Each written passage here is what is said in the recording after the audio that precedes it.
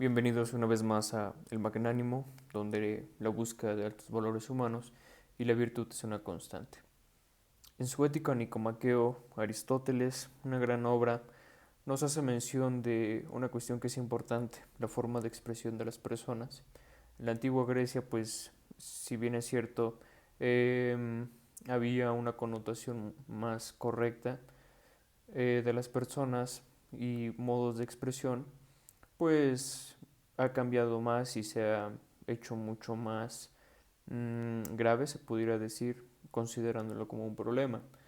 Ahí menciona que tener cierto lenguaje y ocupar ciertas palabras, ciertas formas de expresión, hacen que se aligere el hecho del que se habla.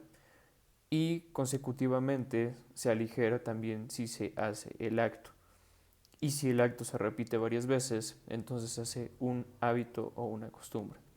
Entonces es importante que aquí en México, en toda Latinoamérica, eh, se tenga mucho cuidado con qué formas de expresión se utilizan y qué forma de lenguaje y expresiones se utilizan, puesto que no solamente estamos hablando de una forma de expresión y una libertad en el modo en que se quiere expresar las personas, sino que pues tenemos esta cuestión de la copia social, entonces siempre va a tener mucha injerencia que muchas personas se conduzcan de cierta forma que grupos más pequeños.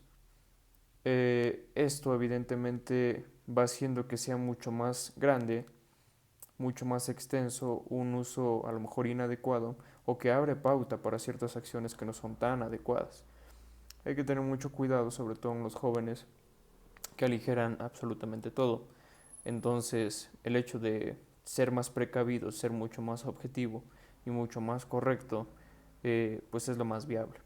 Porque de algún modo colabora y abre pauta para que se tenga preservación de valores que van en decadencia con el paso del tiempo.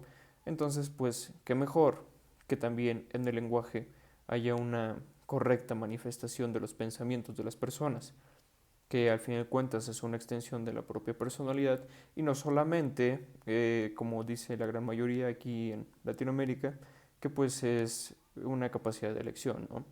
Que no tiene ningún problema y que no tiene injerencia, que no le causan daño a nadie, que están acostumbrados así y que no pasa nada. Sin embargo, sí pasa porque el hecho de que formemos parte de una sociedad hay una injerencia intrínseca en nuestras formas de pensar, nuestras formas de expresión, nuestras formas de actuar. Entonces, para hacer una colaboración que ayude a las personas, pues bueno, hay que, dentro de lo que cabe, nuestra persona, pues ser lo más correctas posibles, para que así sumemos a la sociedad que pues claramente hay una decadencia. Sería todo en el tema. Sin duda que van muchas tesis que van relacionadas y que van de la mano, pero aquí lo central es esto, que se tenga mucho cuidado con el lenguaje. Yo me acuerdo que en secundaria empezaba a adoptar un tanto del lenguaje de los compañeros, ¿no? Que era como más relajado, mucho más vulgar se pudiera decir, que también es una cuestión subjetiva, pero sin embargo sí abre pauta para pensamientos. Entonces, en la escuela hablaba de cierta forma y me expresaba de cierta forma. Cuando llegaba a casa no lo hacía. Entonces, en mí mismo, en mi persona, decía no hay una coherencia. O hablo en mi casa como hablo en la escuela, o hablo en la escuela como hablo en mi casa.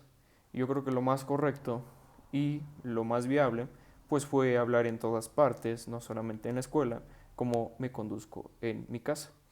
Entonces de esa forma hay una coherencia y una unidad de un propio carácter en el individuo.